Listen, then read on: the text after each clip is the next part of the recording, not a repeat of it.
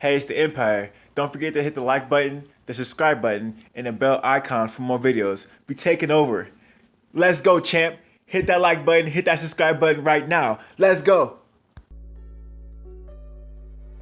Hey, it's the Empire, Geoboxing Empire, back with some more boxing. Now, man, wild stuff, man. Ever since Ryan Garcia beat Luke Campbell, Luke Campbell, phenomenal record.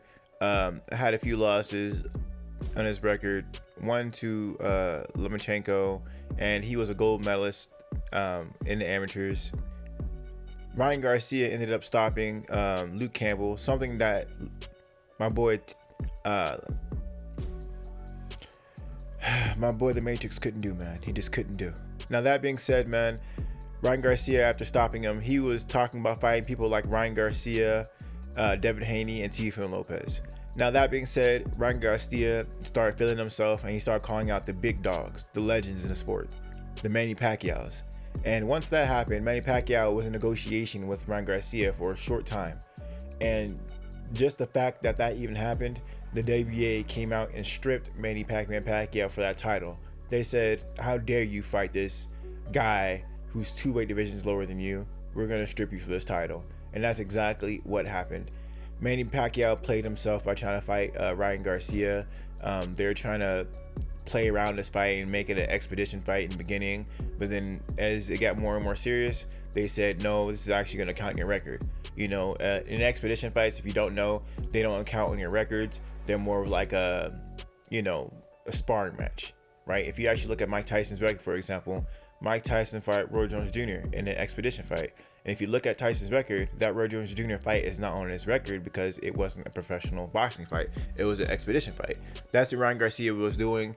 He was trying to protect his oath and fight Manny Pacquiao at the same time. So get all the benefits of fighting Pacquiao and maybe even winning, but having none of the bad effects of losing, i.e. not having it on his record by having an expedition fight.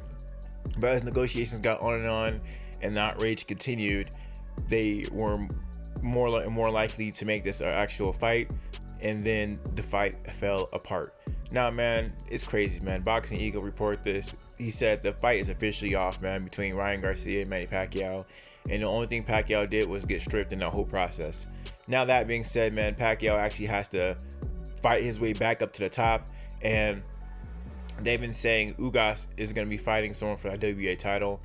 So we're going to see how the whole thing plays out. I think that frees up the welterweight division because Ugas is a phenomenal fighter, and understand that Pacquiao is already solidified in his career. He doesn't really need a title at this point of his career, but he can do whatever he wants, right?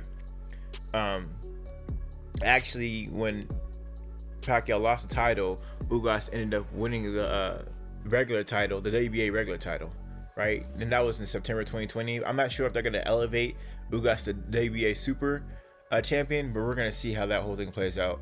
But this is wild stuff, man. This is great for the welterweight division. Pacquiao, like I said, could fight anyone in a big fight, belt or not. So yeah, man, we're going to see how this whole thing continues. A lot of people, they always focus on Terrence Crawford versus Errol Spence Jr., but honestly, man, Pacquiao needs to be fighting some of these guys too. Errol Spence has been dominating and destroying everyone at welterweight. And he destroyed Danny Garcia. He destroyed Sean Porter in a close fight. That was a competitive fight. And he's just been walking through, elite opponents and beating them worse than champions at the time were doing it. I understand that Errol Spence Jr. destroyed Chris Algieri. He actually stopped Chris Algieri. Pacquiao was able to drop Algieri multiple times. I believe it was 6 times, but the guy was never able to stop him completely. Errol Spence Jr. was. So understand that, and this is before Errol Spence Jr. was a champion. And Terrence Crawford, ever since he went to welterweight, the guy has been stopping everyone. Every one of his fights have been by knockout. Understand that Terrence Crawford has been walking through everyone, and a lot of people don't want to give him his respect because it's the general consensus that the best fighters are at PBC and the levels are just a lot higher at PBC. And you can't deny that. Sean Porter is a former champion at PBC. Keith Thurman, former champion at PBC. Danny Garcia, former champion at PBC. These are most recent champions at PBC. Now I understand Kell Brook had a belt as well, but we all know what happened to him. Errol Spence Jr. devoured him and ended up stopping him in his own country. So that being said, man, you know, Terrence Crawford, besides all that, has been stopping everyone. Ever since he moved up to welterweight to stop Jeff Horn, he's been on a knockout streak. So we want to see what happens with Manny Pacquiao, man. He could definitely fight these big names, the Terrence Crawfords, the Errol Spence Juniors. That's what we want to see. The you know, the Ugases and even the Jared in his boots. That's what people really want to see. They don't want to see him fight people 2 divisions lower than him. Understand, Ryan Garcia has never even been a champion in his own weight class. Devin Haney is his mandatory. I mean, Devin Haney is the WBC champ, and Ryan Garcia is mandatory for that belt. That's what I meant to say. So that being said, Ryan Garcia still has to become a champion to even, you know, he needs to become a champion before he starts fighting all-time greats. Let's say that, you know what I mean, or be mandatory 2-1. You know, Ryan Garcia has business in his own division before he starts trying to go up multiple weight divisions to chase the bag. So, you know, that being said, man, we're going to see how Manny Pacquiao's career goes from here.